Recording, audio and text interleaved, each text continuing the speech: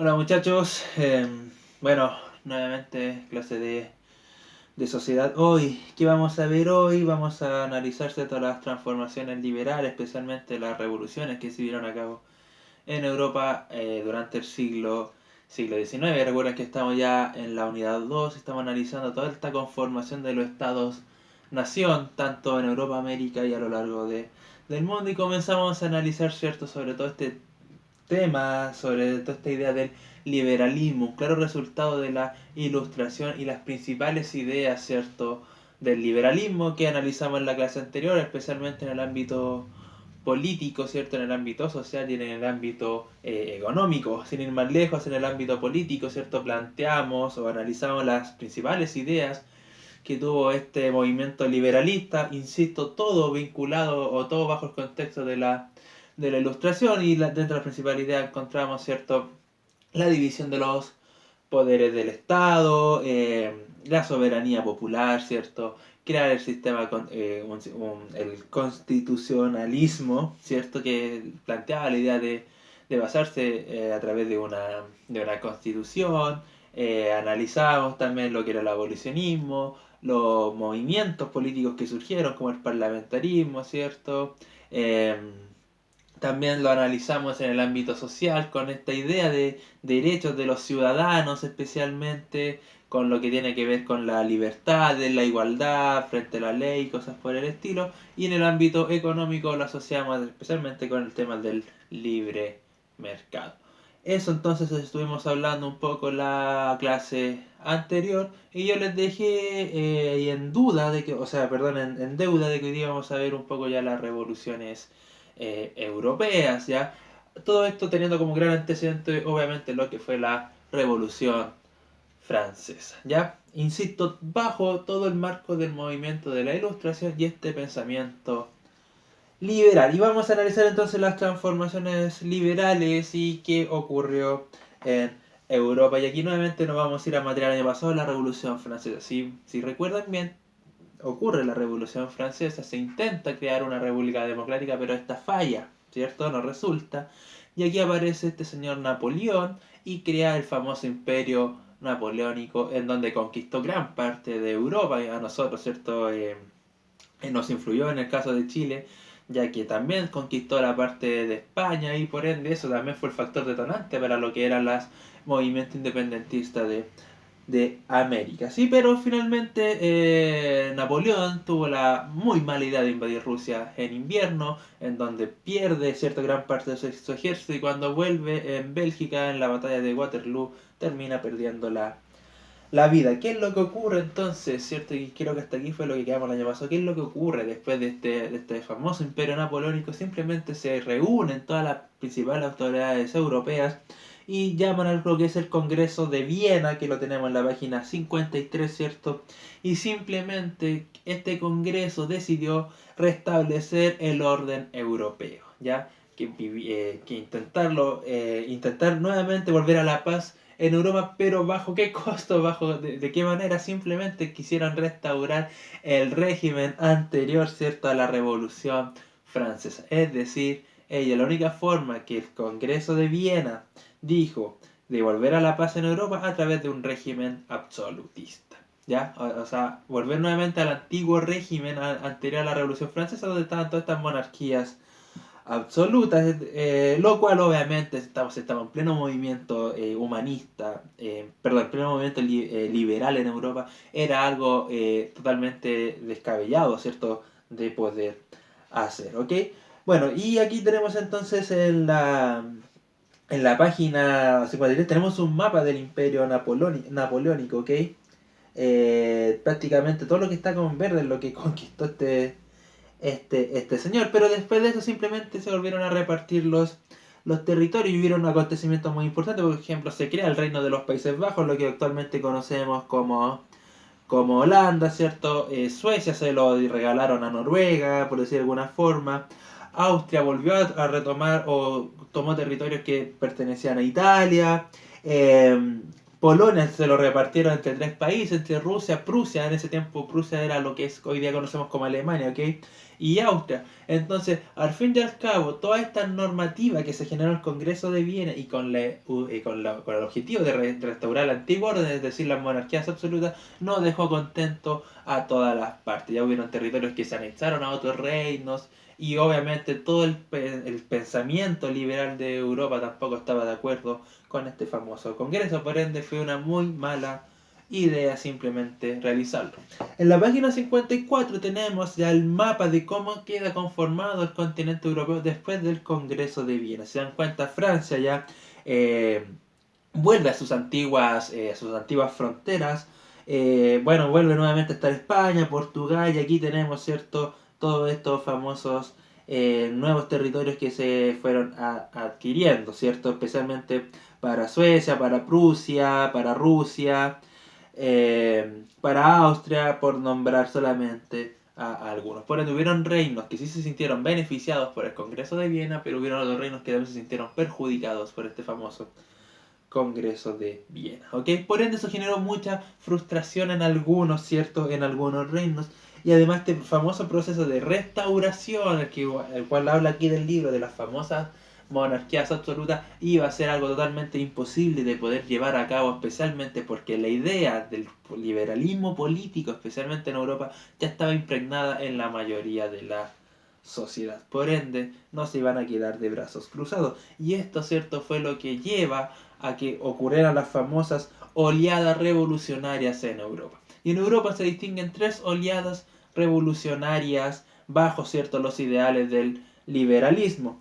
Entre ellas tenemos la de 1820 a 1821, que es conocida como la primera gran oleada revolucionaria, y esta se llevó a cabo en 3 estados. Se llevó a cabo en España, en Nápoles y en Grecia. Ojo, ¿por qué Nápoles? Porque en este tiempo aún Italia aún no estaba unificado, eso es muy importante. Si fíjense en el mismo mapa de la página 54, se analiza en Italia, se dan cuenta que está dividido aún en distintos reinos, incluso eran ciudades-estados. Venecia era una ciudad-estado propia, Génova era otra, ¿cierto? Milán, Florencia, eran todas distintas ciudades o reinos muy, muy pequeños. Por ende, por eso hablamos aquí de Nápoles.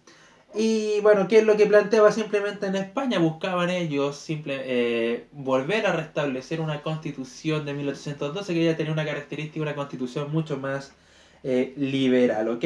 En Nápoles querían lo mismo. Recuerden que al intentar generar el antiguo régimen, este famoso Congreso de Viena, llegar a monarquías absolutas, todas estas ideas liberales o todos estos avances que se habían realizado en el liberalismo político quedaban totalmente obsoletos. Y en España eso perjudicó y llevó a esta famosa revolución que querían restablecer la constitución liberal igual que en Nápoles. Y en Grecia simplemente esto fue muy importante porque Grecia se pudo independizar del famoso imperio turco otomano, ¿ok? Eh, Recuerden que el imperio otomano, ¿cierto?, que toma o conquista la ciudad de Constantinopla en el siglo XV, ¿cierto?, en plena o a finales de la Edad Media, perduró casi 500 años y el imperio otomano se acaba recién en 1914 con la Primera Guerra Mundial. Y en este periodo Grecia sí logra independizarse de este imperio. Ahora, esa fue, ¿cierto?, simplemente la primera gran oleada revolucionaria. ¿Fue exitosa? Entre comillas, para algunos sí, para algunos no. Grecia sí, claro que fue exitosa para los griegos, pero para Nápoles y España no lograron conseguir grandes logros. La segunda oleada revolucionaria se llevó a cabo entre los años 1830 y 1831, o sea, tuvieron que pasar 10 años, y estas se llevaron a través en Francia, en Bélgica y en Polonia. Ahora, ¿cuál es la característica de esta oleada? Que estas fueron impulsadas por los burgueses, y esto es muy importante porque desde ahora en adelante la burguesía comienza a formar o comienza a tomar mayor importancia dentro de la sociedad europea. Recuerden que la burguesía es este grupo social que está ligado al comercio y que a través del comercio se ha ido cada vez enriqueciendo, adquiriendo así un gran poderío social y un gran poderío político también. Esa es la famosa burguesía. Ya estos comerciantes que anteriormente eran conocidos como simplemente del pueblo, que comienzan a enriquecerse y por ende ya comienzan a diferenciarse del resto del pueblo y por eso se les denomina burguesía, ¿ok? Bueno, este movimiento fue impulsado especialmente por los intelectuales burgueses y, por ejemplo, en Francia ocurrió la famosa Revolución de Julio, que concluyó con el triunfo de la monarquía liberal y la burguesa. O sea, aquí simplemente, nuevamente se implementaron las ideas de liberales en Francia gracias a esta gran oleada revolucionaria. En Bélgica permitió alcanzar su independencia, o sea, también fue muy importante para Bélgica esta oleada revolucionaria. En cambio, y en Polonia simplemente ellos se levantaron en contra del dominio de Rusia. Ahora, ¿para quién fue exitosa esta oleada? Simplemente para Francia y Bélgica, que sí lograron obtener logros, pero Polonia no pudo dar resultados, ¿cierto? Simplemente poder desligarse un poco de Rusia. Por eso insisto que este famoso Congreso de Viena no fue muy efectivo, ya que hubieron muchos reinos descontentos, entre ellos Polonia, que lamentablemente en esta oleada no pudo, ¿cierto?, cumplir sus objetivos. ¿Ok? Y por último, la tercera gran oleada revolucionaria se llevó a cabo en el año 1848 y yo considero que esta es la oleada más importante de todas, ya que esta fue la más masiva y se llevó a cabo en gran parte de Europa. Ahora, todas estas oleadas tuvieron un carácter democrático, ¿cierto? Es decir, se hizo como una petición, no se obligó a nadie a participar de ella y también intentaron impregnar un sistema democrático en todos estos reinos, ¿ok? Ahora, también fue mucho más masiva ya que involucró a gran parte de la sociedad europea, no solo a los burgueses, sino que también a los republicanos. Obviamente, cuando hablaba de republicanos, estaban refiriendo a aquellas personas que están en la búsqueda de instalar una república, ¿cierto? Y también a la famosa clase trabajadora, al proletariado que hemos denominado otras veces, como son los obreros, que incluso ellos se alzaron en contra de su mismísimo rey. Ok, en Francia esto se logra obtener, genera nuevamente un sistema liberal, pero terminó nuevamente con otro imperio napoleónico, pero esta vez de Luis Napoleón, que nuevamente estableció un régimen autoritario. O sea, lamentablemente para los franceses no tienen mucho éxito estas ideas, ¿cierto? O estos logros que ellos realizan a través del liberalismo, pero sí para el resto de Europa fue mucho más útil. En base a toda esta oleada revolucionaria también se crea esta famosa pintura que vemos aquí al costado de la página 55 que se llama La libertad guiando al pueblo. Y si se pueden ver, vemos a una mujer que va con la bandera de Francia y todo el pueblo atrás, ¿cierto? Atrás de ella simplemente eh, eh, rebelándose contra el sistema. Ahora, este proceso revolucionario, ¿cierto? O estas tres oleadas revolucionarias tienen algunas características en comunes que son las siguientes. Todas ellas tenían un carácter anti-absolutista y obviamente nacionalista. Estas tres surgen, ¿cierto? A ver, todas estas tres oleadas revolucionarias son una clara respuesta a las malas decisiones que se tomaron en el Congreso de Viena, en donde, insisto, favoreció a algunos, pero perjudicó a otros. Entonces, obviamente, estos grupos más perjudicados, estos reinos más perjudicados fueron los que estaban más motivados, ¿cierto?, a generar estas oleadas revolucionarias, como lo podemos analizar acá en el caso de Polonia, que se lo dividieron en tres reinos. Ahora, todavía eran anti-absolutistas, ellos no estaban para nada de acuerdo que se volviera al antiguo régimen absolutista, simplemente querían instaurar esta idea del liberalismo político, obviamente nacionalista. Todo esto era por el bien de la nación, ya no quiere decir que fueran a invadir a los territorios para crear este sistema, no. Cada oleada revolucionaria se llevó a cabo en su propio país, cada revolución fue en su propio país y no, ¿cierto?, emigró hacia otros lugares, ¿ok? Es decir, por ejemplo, los españoles no fueron a Francia a pelear por Francia, sino que los españoles solamente pelearon por España, en Francia, los franceses por Francia, y así sucesivamente con cada país, ¿ok?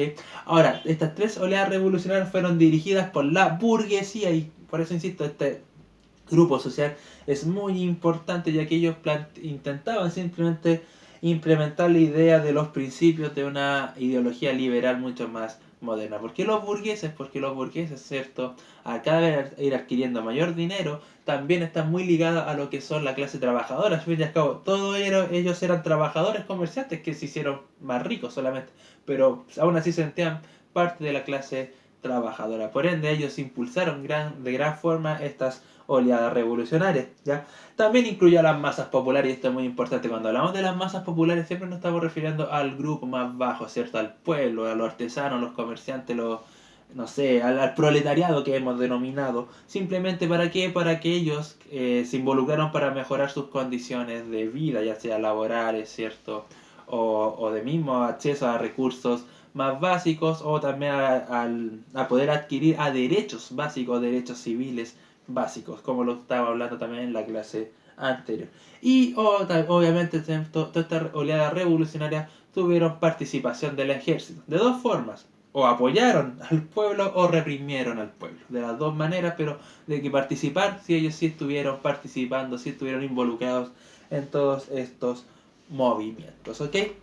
Entonces, ¿qué ocurrió en Europa? Se acaba el Imperio Napoleónico, se genera el Congreso de Viena, que simplemente tuvo como objetivo restaurar el antiguo régimen, en este caso me refiero al régimen absolutista, lo cual dejó en descontento en gran parte a todas estas personas que tenían el ideal de la libertad política, pero también perjudicó mucho a estos reinos, ¿cierto?, con las nuevas fronteras que formó. Por ende, simplemente las oleadas revolucionarias son en clara respuesta a las malas decisiones del Congreso de Viena. Se distinguen tres oleadas revolucionarias, cada una con distintos éxitos, ¿cierto? En la primera, la más importante de todo, el gran vencedor fue Grecia, que se pudo independizar. En la segunda, ¿cierto? Vemos a Bélgica, que se pudo independizar. Pero la más importante de todas, la que más influyó en todas, sin lugar a dudas, fue la tercera oleada revolucionaria, que fue la de 1848, que sí ya tuvo un carácter mucho más democrático y sí fue mucho más masivo, ya que ya prácticamente todo el sector de la sociedad, desde la burguesía hacia abajo de Europa, participó en esta famosa oleada revolucionaria y sus características, las que ya analizamos, todas eran antiabsolutistas, nacionalistas, con una gran participación de la burguesía. Las masas populares también participaron para mejorar sus condiciones de vida, y la participación del ejército, ya sea para apoyar a las masas, ¿cierto?, para apoyar la revolución o simplemente para reprimir esta revolución.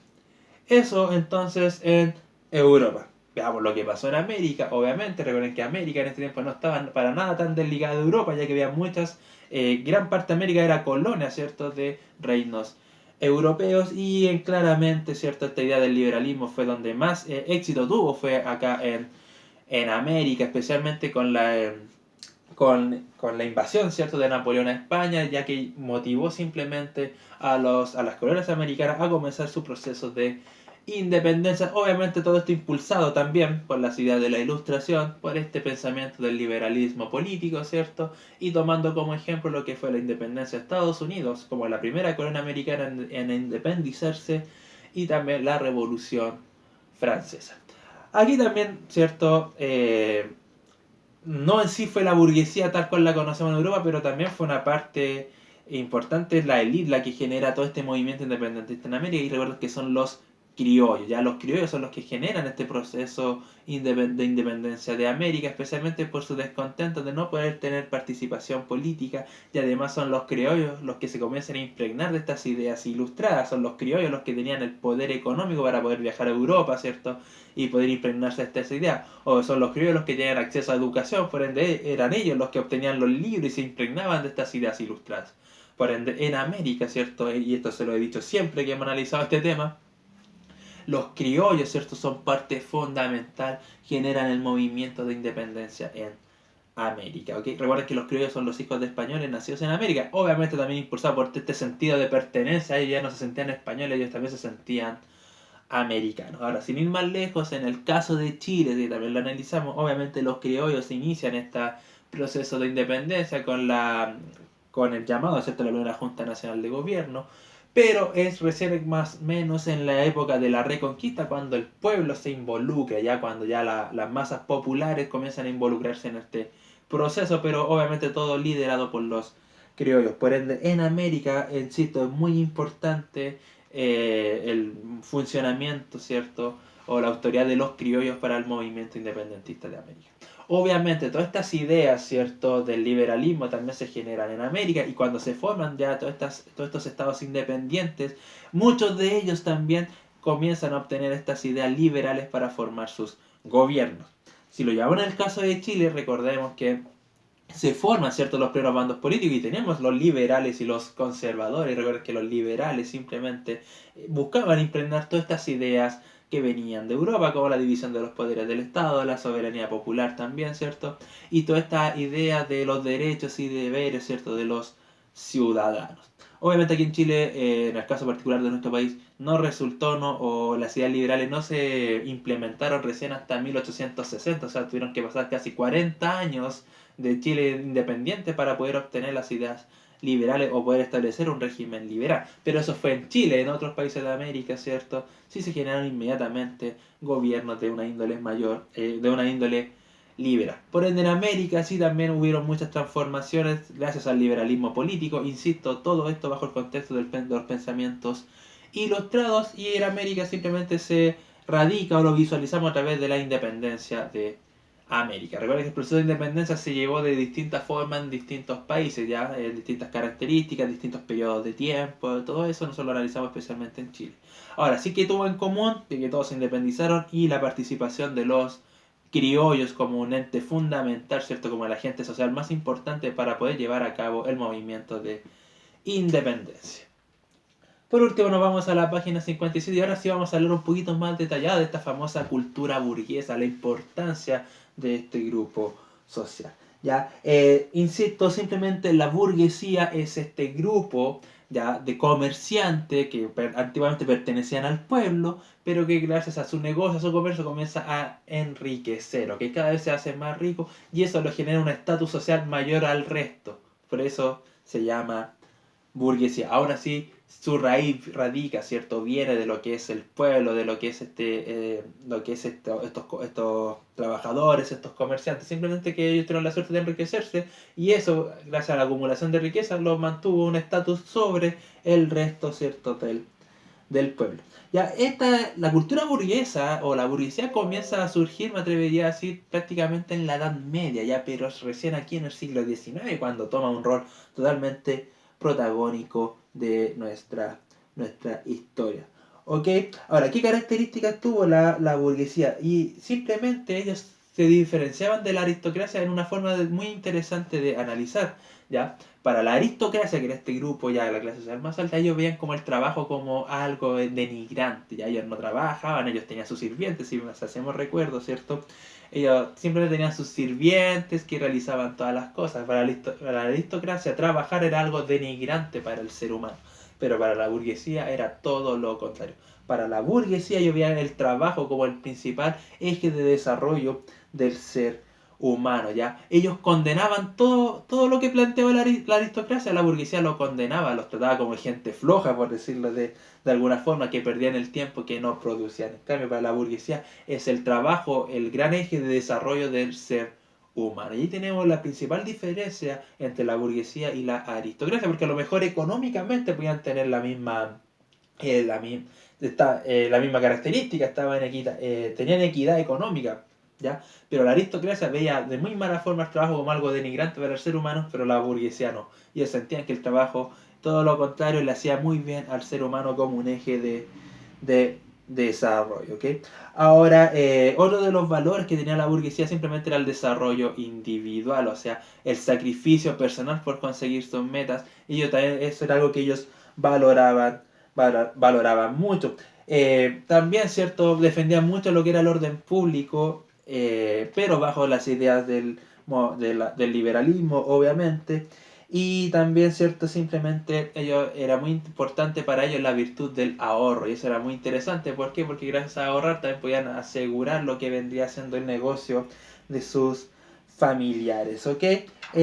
Ahí como principales características más o menos de la burguesía que esto encontramos en la página 57. Ahora, ¿cómo era el estilo de vida de un burgués? ¿Cómo lo podemos analizar acá en los cuadros? Simplemente ellos fuera de su hogar trabajaban mucho, ¿cierto? De manera muy honrada, de manera muy honesta, y tenemos la característica de la burguesía que el desarrollo del trabajo tenía que hacerse de muy buena forma, de manera honrada, de manera honesta. Por ende, ¿cierto? Ellos trabajaban de gran forma fuera de su hogar, pero al momento de ellos llegar a su hogar, ¿cierto? Simplemente era el espacio que ellos tenían para sociabilizar con su familia, generar los lazos familiares y descansar y tranquilizarse. Aquí dan en el texto que ustedes van a ver después, da incluso el ejemplo de que el piano era muy importante porque para la burguesía la música también era muy, pero muy importante. Por ende, en todas las casas se encontraba un piano. Y bueno, en relación a las características del hogar de los burgueses, simplemente eran hogares con lujos, ¿ya? Con cuadros, pinturas, vasijas, cosas que demostraran, ¿cierto? Su poder económico de alguna forma. Aún así, ¿cierto? El hogar ellos lo mantenían muy para la familia, ¿cierto? No era algo para aparentar hacia los demás como si lo hacía la aristocracia, sino que era para darse unos gustos personales familiares, ¿se entiende? Por ende, en tema económico, la aristocracia y la burguesía son prácticamente muy similares, pero en temas de forma de ver la vida, forma de ver es totalmente distinta. Y aquí las características de la burguesía, incluso hasta en su hogar, ¿ya? ¿Cuál fue el rol de la burguesía? Y el rol de la burguesía lo podemos analizar en tres ámbitos: en el ámbito económico, político y en el ámbito social. En el ámbito económico, los burgueses obviamente defendieron el libre mercado, la libertad económica, especialmente lo que es la instauración de empresas privadas o negocios privados en donde el Estado simplemente no se involucrara. Obviamente iban a defender eso, ¿cierto? Si ellos son burgueses, pues ellos, ¿cierto?, adquirieron ese estatus gracias a sus propios negocios, por ende era lo lógico que ellos iban a defender el libre mercado. En el ámbito político, sin lugar a dudas, los burgueses fueron muy, pero muy liberales. O sea, ellos simplemente estaban de acuerdo con todas estas ideas, ¿cierto?, de la soberanía popular, las libertades de las personas, ¿cierto?, de los ciudadanos, y también impulsaban la idea de crear una modernización en el Estado, ¿ok? Y en el ámbito familiar, ¿cierto? También aquí no hubieron tantos cambios, pero en el ámbito familiar la burguesía también generó roles de género en donde el hombre tenía su rol muy, pero muy particular, que era al fin y al cabo tomar todas las decisiones del hogar, ¿cierto? Y la mujer, ¿cierto? La dueña de casa era la que se dedicaba a todas las labores del hogar. También se preocupaba mucho de la educación, pero especialmente de la educación de los varones. Ahora, generalmente ellos casaban a sus hijos, ¿cierto? Dentro de su grupo social y con matrimonios arreglados. Muy similar a lo que hablábamos el año pasado, ¿cierto? De la elite chilena, cuando hablábamos del periodo colonial, ¿cierto? La elite chilena, los criollos, que también realizaban lo mismo. Acá la burguesía europea es lo mismo. De hecho, en América es un fiel reflejo de este tipo de práctica o de esta burguesía. ¿Se entiende? Entonces, ahora el ámbito de la mujer simplemente tenía que ser una mujer que estuviera al estatus de su marido, ¿ya? Y generalmente ella, a través de su ropa, de grandes joyas, ¿cierto? De la calidad de su ropa, también se diferenciaba del resto de las mujeres. En ese sentido, ya ahí sí generaba un distanciamiento o una diferencia social. ¿Se entiende? Bueno, muchachos, eso más que nada quería ver el día de hoy. Es que tengan, simplemente me interesa que tengan muy claro todo este movimientos revolucionarios que se vivieron tanto en Europa como en América gracias a estas ideas liberales. Insisto, en Europa todo surge después del famoso Congreso de Viena, ya que no están de acuerdo con lo que se especificó en ese Congreso de volver al antiguo régimen, al régimen absolutista, y generan estas tres famosas oleadas revolucionarias, las cuales todas buscaban simplemente implementar estados bajo la ideología del liberalismo político. La más exitosa de todo, la tercera, la oleada de 1948. Ahora, en América todo surge cuando Napoleón invade España y genera el famoso movimiento independentista en América, ¿ok? Y por último, esta clase social fundamental del siglo XIX, que es la burguesía, que insisto, es este grupo comerciante que se enriqueció gracias a su comercio, y las principales características de la burguesía, especialmente en su pensamiento político, social y económico, ¿ok? Ya que ellos también fueron personas que influenciaron mucho a toda esta oleada de movimientos revolucionarios, y acá en América lo analizamos a través de los criollos, ¿ok? Así que eso, muchachos, espero que se haya entendido. Cualquier duda que tengan me la realizan, yo ningún problema en responder. Recuerden que este viernes se van a poner las notas, así que pónganse al día los que no están al día. ¿Cuál es la actividad que vamos a hacer esta semana? Vamos a volver nuevamente al libro de actividades, ok, y vamos a juntar las actividades del video anterior con la de este, y van a hacer la actividad de la página 42 hasta la página 49, ok, desde la página 42 a la 49, excepto la página 45 que habla de este proyecto de investigación. Ya ese no lo vamos a realizar, ok, pero entonces sería 42, 43, 44, 46, 47, 48 y 49. De todas formas, igual se las voy a escribir ahí en el libro, ¿ok? Así que eso, chiquillos, pónganse al día con las tareas, muchachos, ya, los que estén atrasados, porque vamos a comenzar a poner las notas. Así que eso, que estén muy bien, cuídense mucho y saludos a todos. Chao, chao.